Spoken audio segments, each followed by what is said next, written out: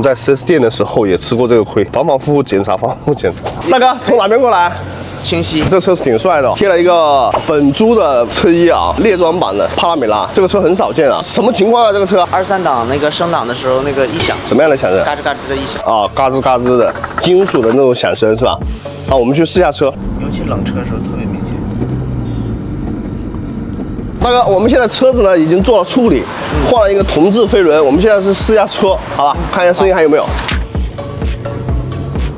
原来这样子试的话，就马上就有声音了。它是同致飞轮，它呢主要起到一个就是波箱跟发动机中间的部分，它通过启动马达传入这个飞轮，起到一个动力传输的一个缓冲。这个响声的产生主要是因为它内部的那个弹簧啊断了或者是磨损了，产生的间隙。对这个款车不了解的话，就东搞西搞，修好多东西，搞底盘啊、发动机啊啥。原来早一批的话，我们在 4S 店的时候也吃过这个亏，反反复复检查，反反复复检查。那修多了之后就有经验了，修的太多了，我们厂里还有一台呢。